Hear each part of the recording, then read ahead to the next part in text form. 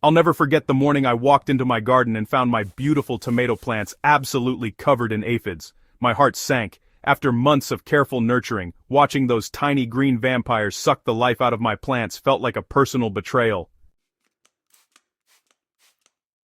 I'd tried commercial sprays before, but they either burned my plants, killed beneficial insects along with the pests, or simply didn't work. That's when I decided enough was enough. I locked myself in my kitchen and started experimenting with ingredients I already had on hand. What I discovered changed my gardening life forever, and today I'm sharing this game-changing recipe with you. Before we dive into the solution, let me tell you why I abandoned commercial pest sprays altogether. Sure, they promise quick results, but here's what they don't tell you. Most contain harsh chemicals that disrupt your soil's delicate ecosystem. They kill indiscriminately, wiping out ladybugs, lacewings, and other beneficial insects that actually help control pest populations naturally. I watched my garden become a sterile battlefield where nothing thrived anymore. Then there's the cost factor. A single bottle of organic pest spray can set you back $15 to $20, and it runs out quickly when you're treating multiple plants throughout the season. I was spending a small fortune just trying to keep my garden healthy. There had to be a better way. And, well, spoiler alert, there absolutely was. After weeks of research and testing, I developed a spray that actually works without any of the downsides. The secret lies in combining ingredients that pests absolutely hate, but that won't harm your plants or the good bugs. Here's what you need. 1 tablespoon of liquid Castile soap, 1 tablespoon of vegetable oil, 3 cloves of crushed garlic, 1 teaspoon of cayenne pepper, and 1 quart of water. That's it. 5 simple ingredients you probably already have in your kitchen. The magic happens when these ingredients work together. The soap breaks down the protective coating on soft-bodied insects like aphids, whiteflies, and spider mites. The oil smothers them and helps the mixture stick to plant surfaces. Garlic acts as a powerful natural repellent that confuses pests and masks the scent of your plants. Cayenne pepper irritates insects on contact and creates a barrier they won't want to cross. Together, they create a botanical fortress around your plants. Making this spray is easier than brewing your morning coffee. Start by crushing your garlic cloves thoroughly. I use a garlic press, but smashing them with the flat side of a knife works just as well. You want to release all those pungent oils. Let the crushed garlic sit in 2 cups of water overnight. This infusion step is crucial because it allows the garlic's sulfur compounds to fully integrate into the water. The next morning, strain out the garlic pieces using cheesecloth or a fine mesh strainer. Add your strained garlic water to a spray bottle, then mix in the Castile soap, vegetable oil, and cayenne pepper. Top it off with the remaining water to reach 1 quart total.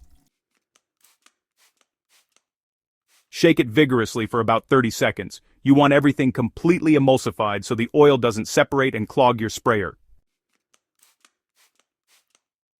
Here's a pro tip I learned the hard way. Label your spray bottle clearly and keep it out of reach of children and pets. Even though it's natural, cayenne pepper in the eyes is no joke. Trust me on this one. I used to just spray my plants randomly and wonder why pests kept coming back. Then I learned that application technique matters just as much as the spray itself. The best time to apply is early morning or late evening when beneficial insects are less active and the sun won't cause the spray to burn your plants.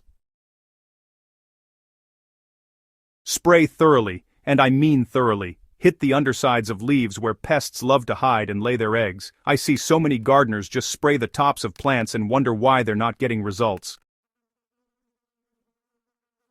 Pests are sneaky little creatures that cluster on leaf undersides, stem joints, and new growth. You need to seek them out and coat those areas well. For prevention, I spray once a week throughout the growing season. If I'm dealing with an active infestation, I increase that to every 3 days until I see the population crash. Consistency is everything here. One application might knock back the adults, but you need to keep at it to catch the next generation before they can reproduce. The beauty of this homemade spray lies in its multi-pronged approach. Commercial sprays typically rely on a single active ingredient, which means pests can develop resistance over time. My recipe attacks pests through multiple mechanisms simultaneously.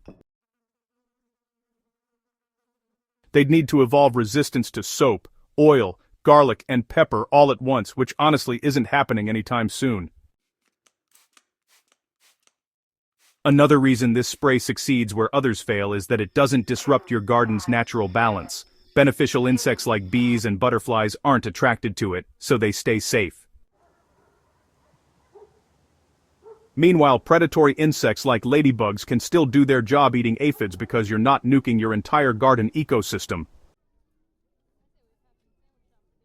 You know, I've also noticed that plants sprayed regularly with this mixture seem generally healthier and more vigorous. I suspect the small amount of oil provides some foliar nutrition, while the garlic may have mild antifungal properties that prevent disease. It's really quite fascinating. It's like giving your plants a protective shield and a health boost simultaneously. Isn't that just amazing? Since switching to this homemade spray 3 seasons ago, I haven't purchased a single bottle of commercial pest control. It's been a real game changer, honestly. My tomatoes produce abundantly without aphid damage. My roses bloom magnificently without being decimated by Japanese beetles. Even my notoriously pest-prone cucurbits stay clean and productive. The best part? My garden is alive again. I see bees buzzing from flower to flower, ladybugs patrolling for prey, and butterflies dancing through the beds. The soil smells rich and earthy instead of chemical and dead. I'm growing food I feel completely safe feeding to my family, with no concerns about pesticide residues or waiting periods before harvest. Fellow gardeners, this spray has been my secret weapon, and now it's yours too. I encourage you to make a batch this weekend and, see the difference for yourself. If this recipe saves your garden like it saved mine, go ahead and subscribe to Grow with Soil for more tried and true gardening wisdom. And hey, share this article with your fellow gardeners who are tired of fighting a losing battle against pests. Together we're building a community of gardeners who grow naturally, sustainably, and successfully. Let's grow something amazing.